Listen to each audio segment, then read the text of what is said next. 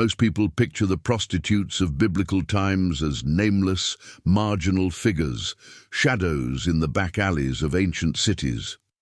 The truth is something else entirely. What actually happened demanded extreme courage, precise reading of legal loopholes, and, in specific cases, decisions that would alter the very bloodline of the Messiah himself. This is the story no one told you. Consider what archaeology has confirmed over the last few decades. There were at least 3 distinct categories of women, grouped under the generic term that modern translations render as prostitute. Each lived a different reality, faced different risks, and operated under different laws. And one of those categories was deeply entangled with the religious systems of the peoples surrounding Israel, an arrangement that scandalized the prophets, and that will appear throughout this account with names, specific locations, and concrete historical consequences.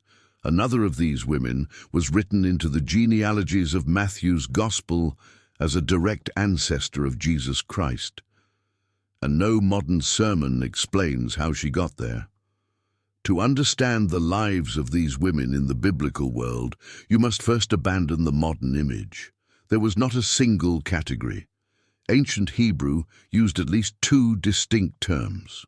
Zona designated the common prostitute, the woman who sold her body for survival. Kedeshah named something radically different, the so-called sacred prostitute, bound to the Canaanite fertility cults. The confusion between these 2 terms has crossed centuries of translation and generates misunderstandings to this day. Picture the geographic setting. The cities surrounding Israel, especially the Phoenician centers of Tyre and Sidon, maintained temples dedicated to Astarte and Baal, where ritual sex was an integral part of the liturgy.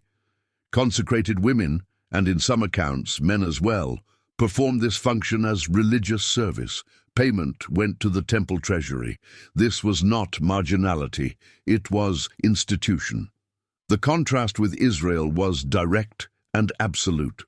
The book of Deuteronomy, in chapter 23, verses 17 and 18, explicitly forbids sons and daughters of Israel from becoming Kedeshim or Kedeshot. The word used is harsh. The text goes further and bars any offering derived from such commerce from entering the house of the Lord. Mosaic law drew a line that no neighboring cult had ever crossed: absolute separation between worship and ritualized sexual exploitation. But the application of the law and the reality of daily life did not always coincide. The prophets, centuries later, would denounce exactly this.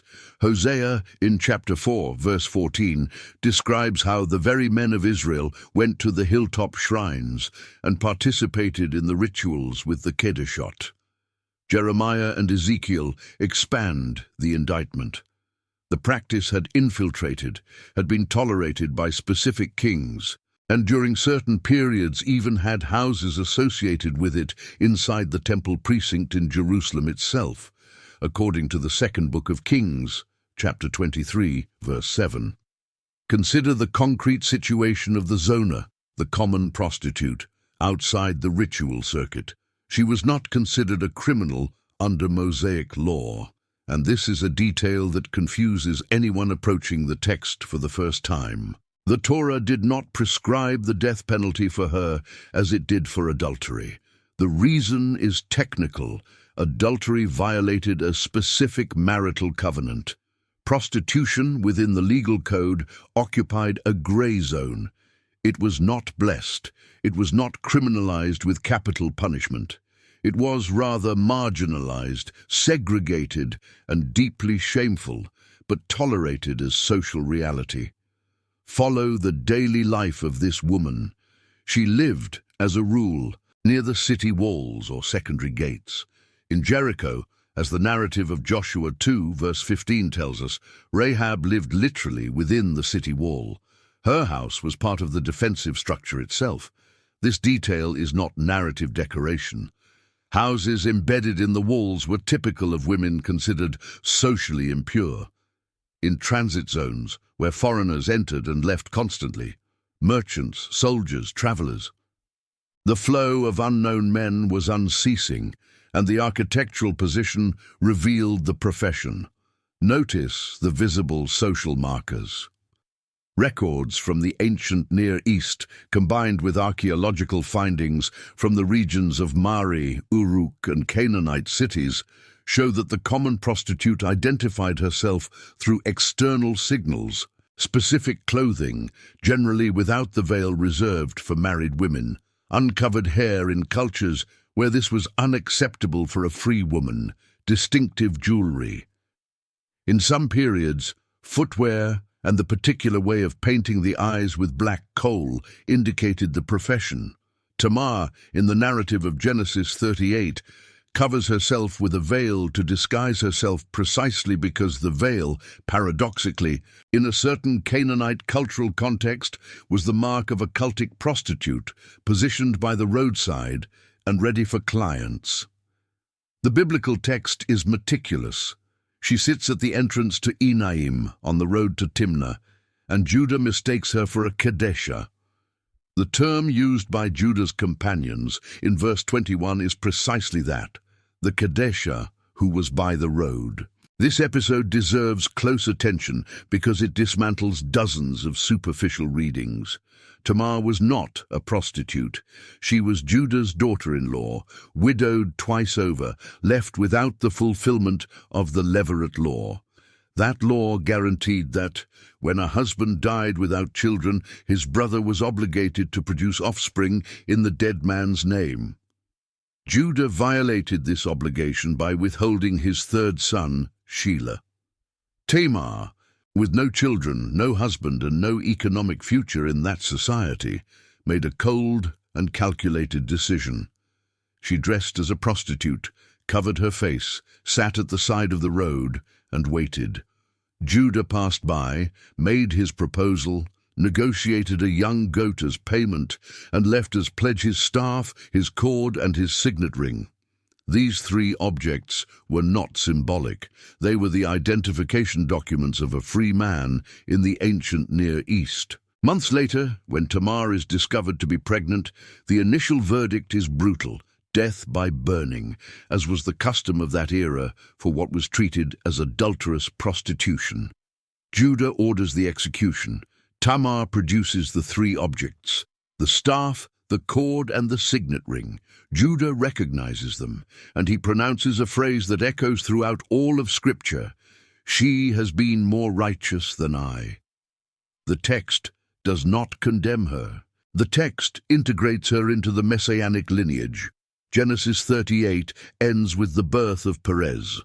Matthew, in chapter 1, verse 3, places Tamar among the four women listed as ancestors of Jesus Christ. Calculate the magnitude of that fact. In a genealogy written by a Jew for Jews, in a culture where women did not normally appear in official family trees, the evangelist cites precisely the four most socially compromised female figures: Tamar, Rahab, Ruth, and Bathsheba, three of them with stories directly tied to unconventional sexuality by the standards of their time. This is not a literary accident. It is a deliberate theological choice. Witness now the case of Rahab. The narrative of Joshua 2 introduces a Canaanite woman from Jericho described by the term Zonah, living in the city wall. When two Israelite spies enter Jericho, it is to her house that they go. Not by chance. Prostitutes' houses were obvious stopping points for foreigners who needed to avoid attracting attention. Men entered and left at all hours. It was the only place in a walled city where two strangers would pass relatively unnoticed. But Rahab did something unexpected. When the king of Jericho sends soldiers after the spies, she hides them beneath stalks of flax drying on the rooftop. She lies to the soldiers of her own king, points them in the wrong direction, and then, before lowering the spies through the window on a scarlet cord, she delivers a speech recorded in chapter 2, verses 9 through 11, with striking historical precision. She cites the Exodus, the crossing of the Red Sea, the defeat of the Amorite kings. She has detailed information about events that took place decades earlier and at considerable distance. In Jericho, the news had circulated, and a prostitute on the wall, listening to the conversations of travelers and merchants, knew more about the God of Israel than the king himself. Rahab survives the fall of the city. The scarlet cord in the window serves as the signal for the Israelite army to spare that specific house. When the walls collapse, as Joshua 6, verse 25 records, only the section of the wall where Rahab stood remains intact, together with her entire family. Years later, Rahab marries Salmon of the tribe of Judah. She bears Boaz. Boaz marries Ruth. Ruth bears Obed. Obed begets Jesse. Jesse begets David. The Canaanite prostitute enters the lineage of King David, and centuries later, the lineage of Christ. Examine the numbers that rabbinic tradition and the writings of the Second Temple period would later attribute to Rahab. According to the Babylonian Talmud, in the tractate Megillah, she had practiced her profession for exactly 40 years before the spies arrived. The figure is traditional, not biblical, but it indicates that later Jewish culture tried to comprehend the full span of her prior life. 40 years on the wall of Jericho, 40 years reading travelers, listening to news about armies, accumulating intelligence. When the moment of decision arrived, she had already mapped the entire landscape. 40 years of silent waiting. Consider now the economic dimension of these women's daily lives. Assyrian, Babylonian, and Egyptian sources from the 2nd and 1st millennia before Christ record price tables. In Babylon, during the Neo-Babylonian period, an encounter with a common prostitute cost on average between 1 and 3 silver shekels, depending on age, appearance, and location. For comparison, a manual laborer earned approximately half a silver shekel per month, and an adult sheep was worth between 1 and 2 shekels. In other words, a single encounter could be equivalent to 1/3 of a common man's monthly wage. Women who served the temples charged even higher rates, with a fixed portion allocated directly to the religious house. But that gross figure was deceiving. The greater share went to whoever controlled the space: house owners, intermediaries, religious authorities in the case of the Kedeshot. The woman received only a fraction.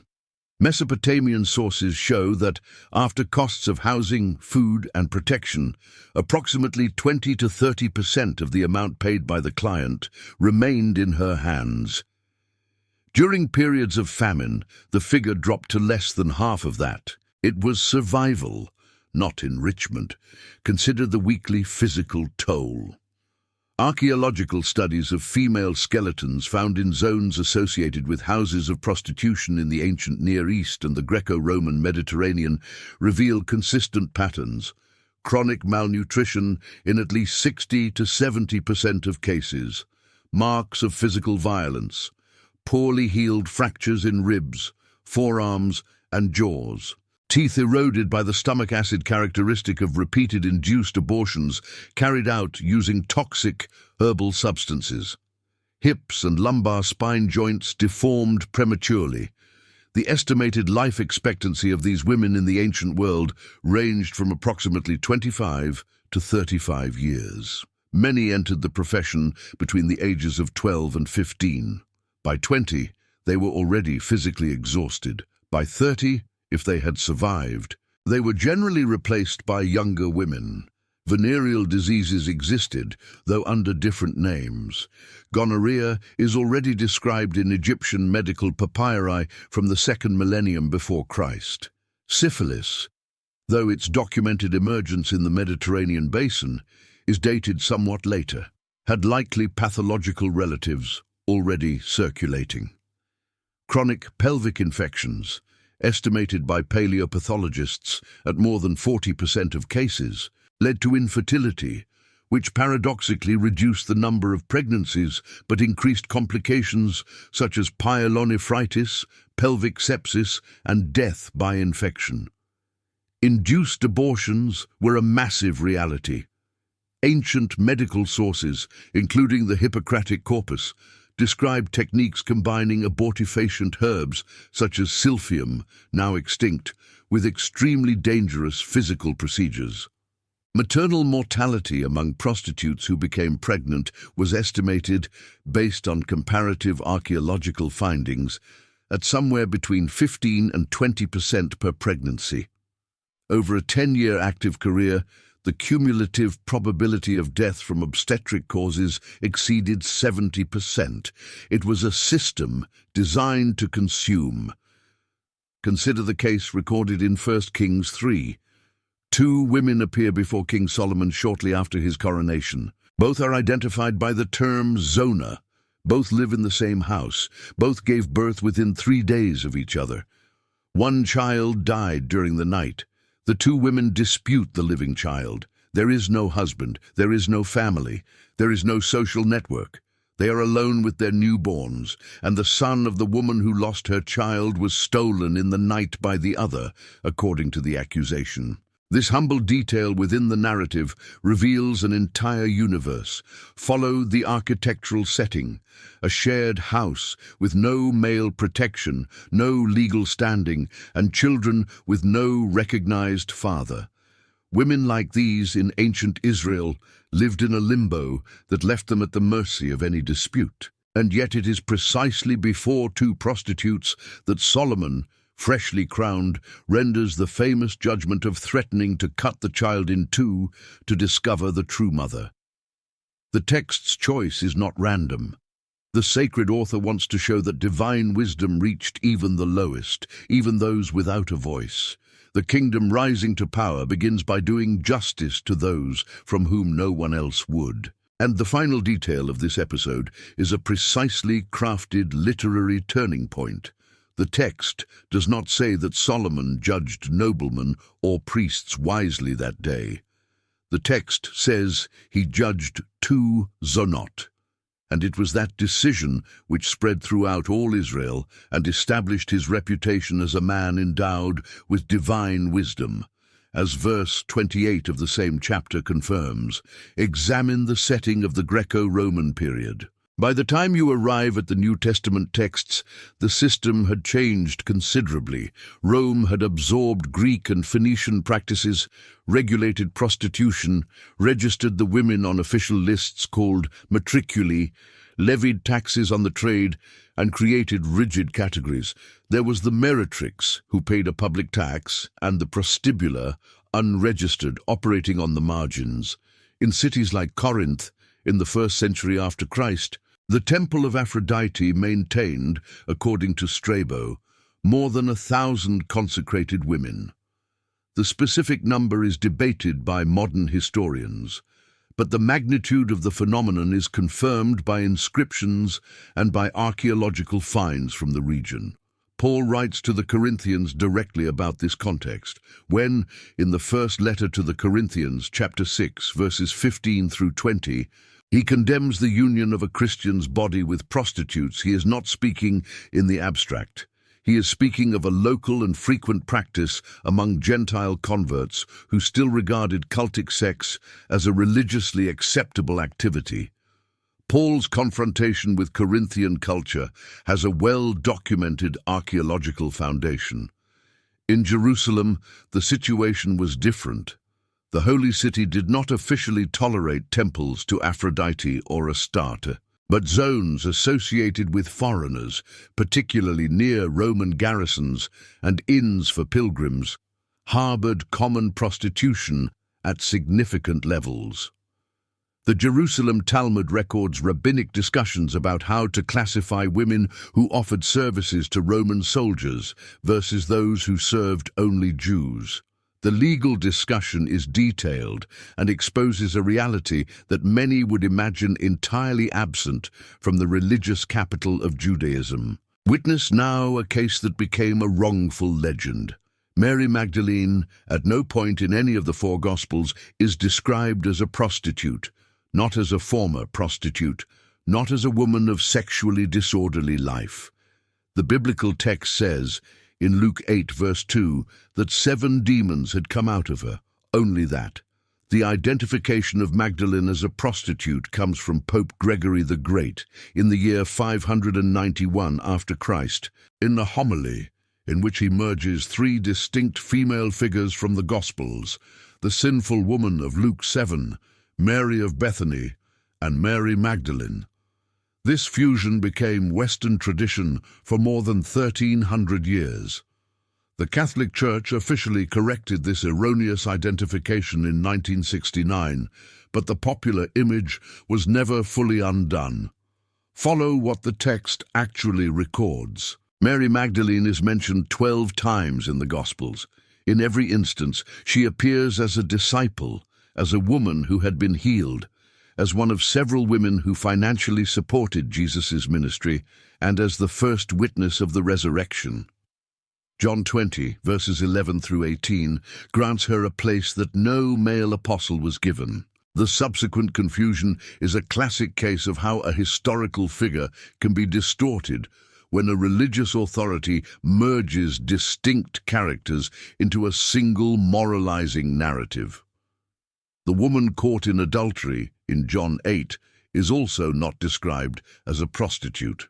Adultery under the Mosaic Code was the act of a married woman with a man who was not her husband. The penalty prescribed in Deuteronomy 22, verse 22, was death for both parties. The technical detail that the narrative in John exploits is precisely this: the accusers brought only the woman. The man caught with her was absent. The omission is deliberate and exposes the hypocrisy of the judgment. Jesus, by writing on the ground and saying that whoever was without sin should cast the first stone, was not sanctioning adultery. He was exposing a system that selectively punished women, while shielding men from the consequences of the same transgression. This pattern of selective enforcement of the law was the rule. The ancient courts, Jewish and Gentile alike, rarely prosecuted the man who paid for sex. Almost always, the punishment fell upon the woman. The statistics of executions for sexual crimes, reconstructed from Assyrian, Babylonian, Egyptian, and Jewish sources, show a ratio of approximately 90% women among those executed, compared to less than 10% men. The legal system was unilateral. Consider the situation of a young woman entering the profession in the 1st century. The main entry points were 4. First, girls sold by their own families to settle debts, a practice recorded in Babylonian and Assyrian legal texts and attested by documents from the Second Temple period. Second, widows without family or inheritance who turned to the profession for survival, a situation particularly common in the age range of 20 to 30 years. Third, enslaved women assigned by their masters to generate additional income, a practice explicitly condemned by Leviticus 19, verse 29, but widely exercised in neighboring territories. Fourth, women rejected after marital repudiation or the discovery of a relationship outside marriage, expelled from their families with no social alternative left to them. For each entry point, a different demographic. Documents from the Roman period show that more than 80% of registered prostitutes were slaves or freed slaves. In Rome, the manumission of these women was common after a certain age, generally between 25 and 35, when their market value declined. Freed, but without family, without a network, without an alternative trade, many continued in the profession until physical exhaustion. Some managed to accumulate enough savings to move to another city and open a small inn, bakery, or dye shop. But the percentage who escaped the profession before death was estimated by the sources at less than 15%. Notice the visible marks of the profession. In Rome, registered meretrices were required to wear a short toga, a male garment, as a symbol of exclusion from respectable femininity. Their hair was bleached blonde with harsh chemical agents made from ash and aged urine, a practice that destroyed the scalp within a few years. Heavy makeup applied with white lead, ceruse, known to be toxic, causing chronic poisoning. In some regions, brands or tattoos identified women of the trade. In others, simply ostentatious adornments were sufficient. In the Jewish cities of the same period, the signaling was less formal but equally recognizable. The absence of a head covering on an adult woman, the location of her residence near the city gates, inns, or well-traveled roads, certain songs and verses sung aloud, offers made at the marketplace in the late afternoon hours. That woman you didn't recognize, sitting outside at dusk, offering drink to travelers, was identified without any need for words. Consider what this means in terms of Scripture. The Bible, taken as a whole, does not treat the prostitute as a single, morally disposable category. It treats her as a concrete person, with a history, with a name where the text preserves one, with choices made within specific circumstances. Tamar, Rahab, the two women before Solomon, the Samaritan woman of John 4, though she was not a prostitute, all of these figures are given a voice within the sacred text. None is treated as an obstacle to the divine plan. Several are integrated into it. This narrative pattern is distinctive. The contemporary religious texts of the same era, from Mesopotamia, Egypt, Greece, and Rome, treated prostitutes as secondary characters, frequently as comic relief or as moralistic cautionary figures. The Bible does the opposite. It places these women at the pivot points of salvation history. Tamar enters the lineage of David and of Christ. Rahab enters the lineage of David and of Christ. Bathsheba, under different but equally compromising circumstances, enters the lineage of David and of Christ. 4 women listed by Matthew, 4 women with sexually complex histories. This is not literary carelessness, it is deliberate theological affirmation. Calculate one final layer. The term zona appears more than 85 times in the Hebrew Scriptures. Approximately half of those usages are literal, referring to real women in the profession. The other half are metaphorical, with the prophets comparing Israel's unfaithfulness to spiritual prostitution. Isaiah, Jeremiah, Ezekiel, and Hosea use the image repeatedly. Ezekiel, in chapter 16, takes the metaphor to its extreme. He describes Jerusalem as a woman who prostituted herself more than any other, offering herself even without payment, a portrait that still shocks modern readers today. The intensity of the rhetorical device can only be understood against the backdrop of historical reality. The prophets used the image because it was recognizable, visible, and viscerally understood by every member of their audience at the time. When you put all of this together, the picture that emerges is different from the modern image. The prostitutes of biblical times were not anonymous, faceless figures condemned to oblivion. They were women in real situations, operating within specific economic and legal systems, with names when the text preserves them, with choices made within narrow margins, with lives cut short and worn down by the work. Some, at decisive moments, altered the course of events that would resonate for millennia. Others disappeared into the folds of the records. The system endured for centuries. And yet, within it, Tamar did not know that her act of survival would generate the bloodline of King David. Rahab, as she stretched the scarlet cord through the window, did not know that her name would appear in a gospel written 15 centuries later.